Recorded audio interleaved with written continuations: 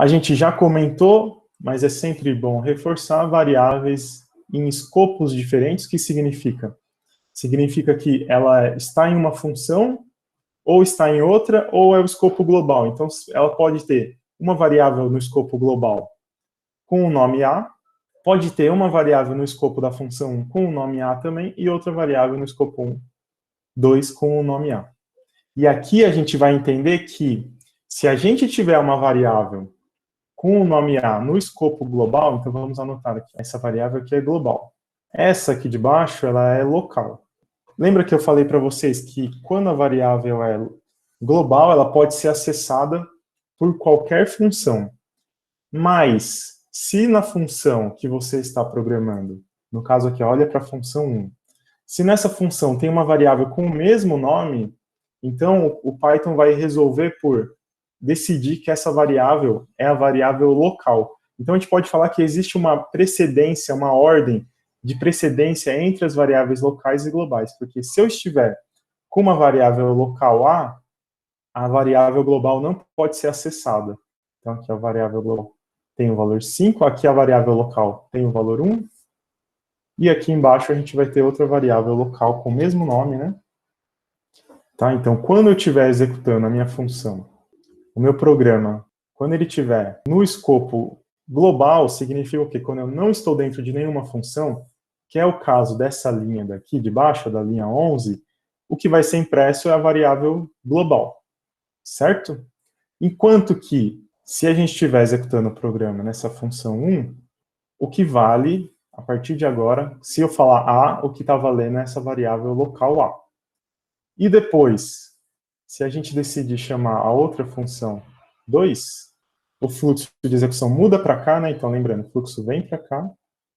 No caso anterior, o fluxo veio para cá.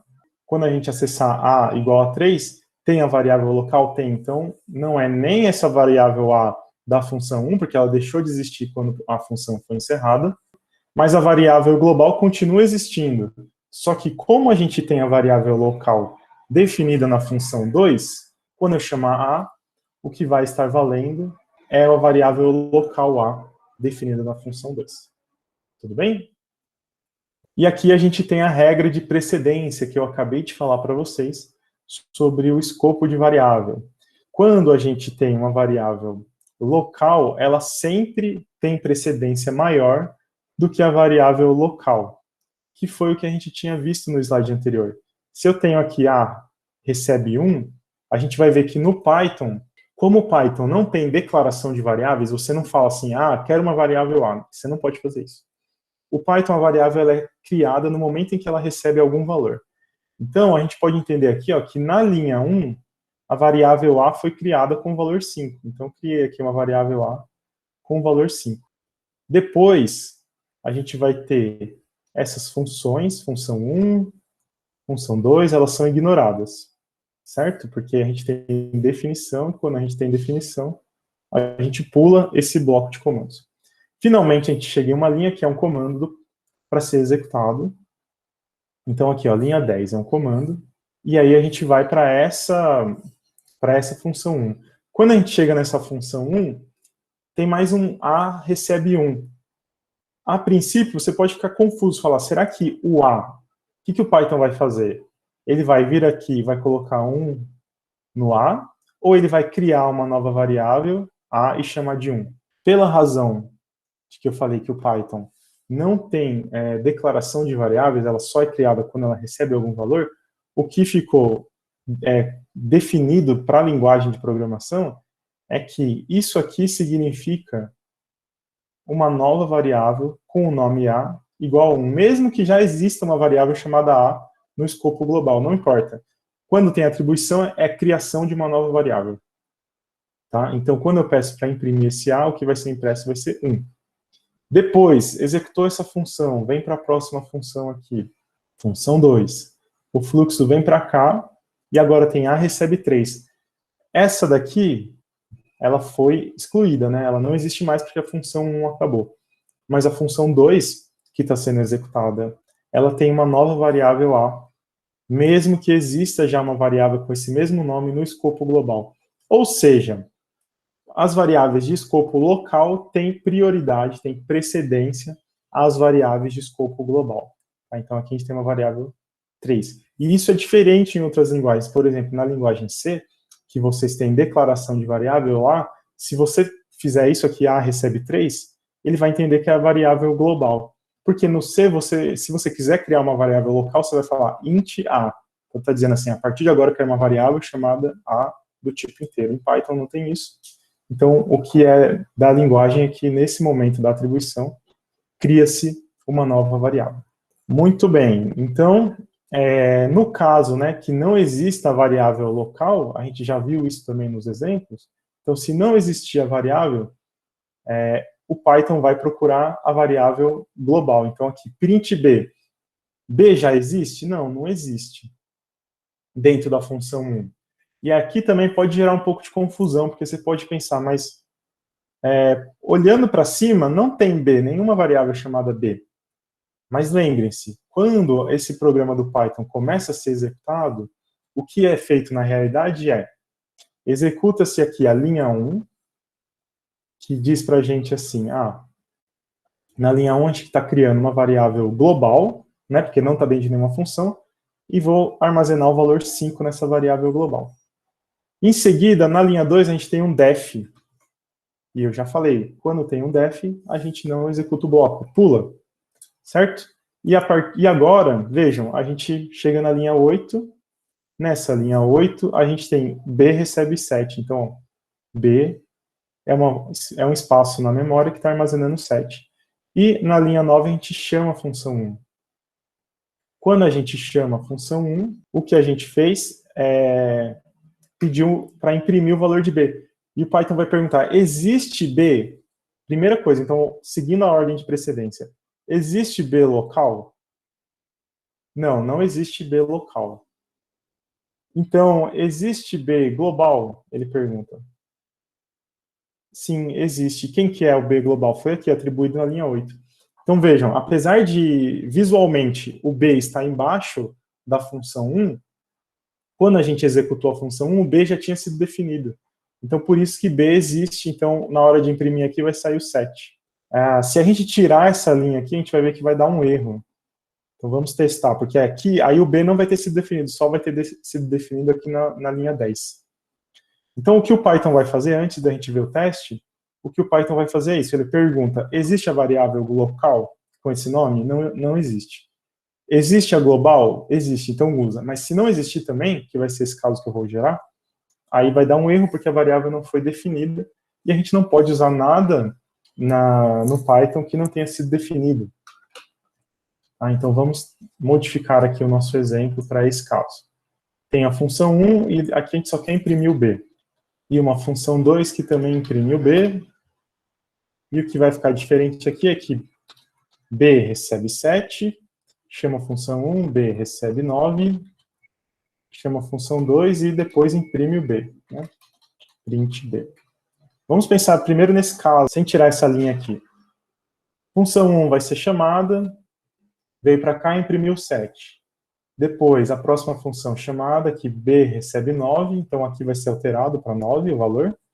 Chama a função 2, vem para cá, imprime o valor de B. B é local? Não. B é global? Porque tem uma variável que já foi definida no escopo global, e aí o valor impresso é 9. E no final, imprima B. A gente está dentro de uma função? Não, não está. Então não tem local aqui, certo? Porque eu não estou dentro de nenhuma função. Tudo que eu faço é com as variáveis globais. Então, B é global? Então, aqui a única pergunta que tem é, existe B global? Existe. Então, imprime o valor dele, 9. Então, vai imprimir 9 de novo. O meu programa precisa imprimir 7, 9 e 9. Vamos ver se é isso que está acontecendo aqui. 7, 9 e 9. Então, assim como a gente raciocinou ali, foi o resultado do nosso programa. Legal, agora o que eu propus para vocês é que quando a gente tem, se a gente não tivesse definido o valor B igual a 7, na hora de chamar a função 1, ele ia perguntar, existe B local? Não. Existe B global? Não, porque o B só vai ser definido na linha de baixo. E aí já estou adiantando para vocês, isso vai dar um erro, tá? Por conta da ordem com que o Python pergunta se já existe a variável ou não. Isso é bem fácil da gente testar, é só apagar aqui ou comentar, né? Eu vou comentar essa linha. E vejam lá o erro. Erro, nome B não foi definido, o Python não conhece nenhuma variável B. Quando ele está executando aqui linha 9, ele foi para a linha 2 e na linha 3, então ele fala, não existe essa variável, isso é um erro. Chegando aqui no nosso protótipo, né, de organização de um programa em Python, a gente tem que, normalmente, o que a gente vai seguir daqui para frente, sempre que possível, o nosso programa em Python ele vai ser organizado assim. Primeiro, a gente vai importar as bibliotecas. A gente já viu um caso onde tinha que importar as bibliotecas, né, que tinha que usar a função sqrt da biblioteca math. Depois, a gente vai definir as variáveis globais. Vejam que no exemplo anterior, eu não fiz isso, né? Eu defini o B aqui. Então, não está seguindo o padrão que eu estou definindo ali embaixo. Porque é sempre melhor, se vai ser uma variável global, já define ela lá em cima, porque vai ficar fácil na hora de ler o programa que essas são variáveis globais. Só que a gente vai ver que não é recomendado usar variável global, não. Mesmo assim, o próximo passo é definir a função main, e aí na função main a gente tem os comandos, e a gente também vai convencionar de começar, sempre que possível, com as variáveis. Então, o seu programa fica estruturado de uma forma que na hora que você bate o olho, você já vê, aqui tem as variáveis, agora vão ser os comandos. Então, primeiro variáveis, depois os comandos. E aí a gente tem as definições das funções que vão ser utilizadas. No final, só tem a chamada da função main. Tá? Então, nos trabalhos que vocês forem fazer, tomem cuidado para não ficar fazendo leitura de variável, nem nada disso, como variável global. Você deve fazer tudo que for fazer do seu programa dentro da função main. Então, tudo tem que ser feito aqui, ó, nessa parte do seu código. Tá? Então, você vai mexer aqui na parte da função main. E isso significa que você só vai ter definições no seu programa e um único comando, que é o comando que chama função main. Aí, a partir de agora, você está executando dentro da função main. Bom, aqui eu deixei um link para vocês verificarem depois.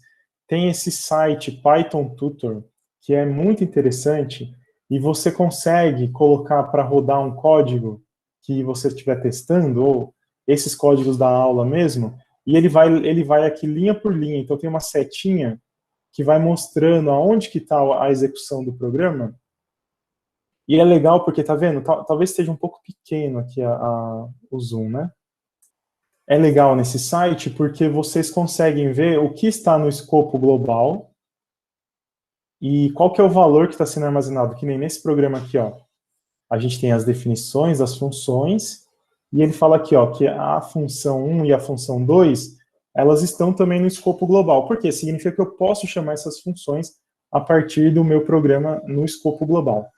Depois, a gente tem aqui, x recebe 4. Então, ele fala aqui, ó, tem uma variável x, e o valor armazenado nela vai ser 4. E o escopo dessa variável é global, você consegue enxergar. Qualquer programa que você colocar aqui do lado, ele vai fazer isso para você. E aí, quando chama a função 1, ele vai mostrar para a gente o que está acontecendo na função 1. Esse exemplo aqui, a gente já tem a função 2. Então, mudou o fluxo para cá, para a função 2. E aí, lá na função 2, tem uma variável A, porque é um parâmetro e funciona como variável. Olha lá. A, e qual o valor que ela recebe? 3. Então, está armazenando o valor 3. E C recebe qual valor? 10. E aí, ele mostra aqui para a gente que C está valendo 10. E aí, você consegue ver que esse aqui só vale na função 2, enquanto que o escopo global vale para todo mundo. Tá? É um site bem legal.